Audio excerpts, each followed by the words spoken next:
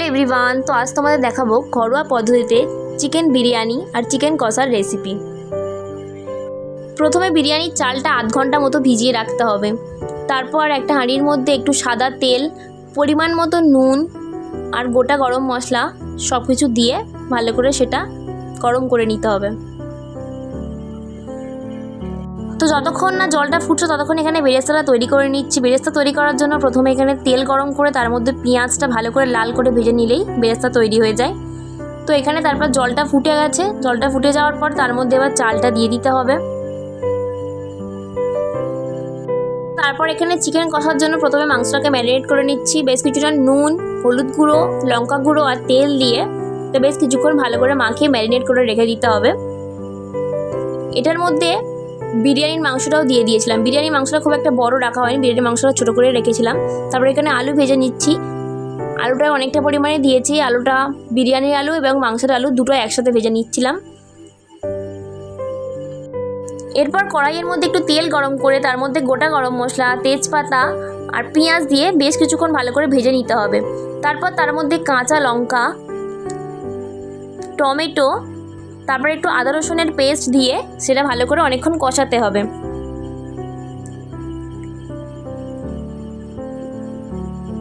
এরপর যে ম্যারিনেশন করা চিকেনটা রাখা ছিল সেই চিকেনটা তার মধ্যে দিয়ে ঢাকা দিয়ে বেশ কিছুক্ষণ ভালো করে কষাতে হবে।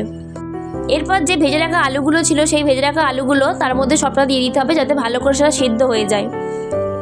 এবার এর মধ্যে চিকেন মশলা দিয়ে সেটা ভালো করে কিছুক্ষণ নাড়তে হবে। তারপর বিরিয়ানির জন্য যে আলু আর চিকেনগুলো দিয়েছিলাম তার থেকে তুলে রাখতে হবে। এইভাবে করলে ভালো করে চিকেনটা সিদ্ধ হয়। তারপর এখানে বিরিয়ানির চালটা 70% রান্না করে তুলে রাখতে হবে। আর চিকেনের জন্য এখানে ধনিয়া পাতা আর গরম মশলা দিয়ে চিকেনটা নামিয়ে নিলে এখানে চিকেনের রেসিপি তৈরি হয়ে যাবে। এরপর বিরিয়ানিতে দেওয়ার জন্য একটা তরল তৈরি করে নিতে হবে, যেটা দিলে বিরিয়ানির স্বাদটা দ্বিগুণ হয়ে যায়। এখানে গুঁড়ো দুধ একটা বাটির মধ্যে একটু গুলে নিতে হবে। তারপর সেই দুধের মধ্যে একটু গোলাপ জল, কেওড়া জল আর একটু মিঠা আতর দিয়ে বেশ কিছুক্ষণ সেটা ভালো করে ঘুলিয়ে নিতে হবে যাতে পুরোটা একসাথে মিক্সড হয়ে যায়।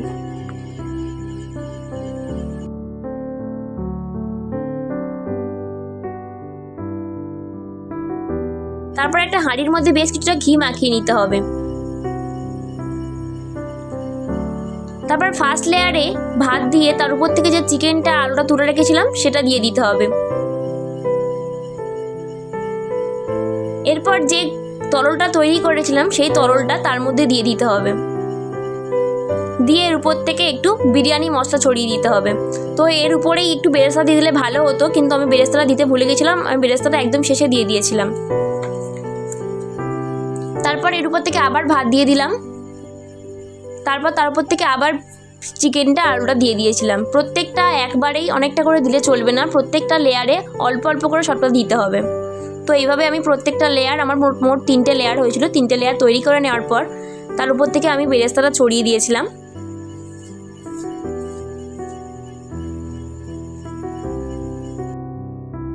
তারপর শেষে বেশ অনেকটা পরিমাণ ঘি দিয়ে দিতে হবে।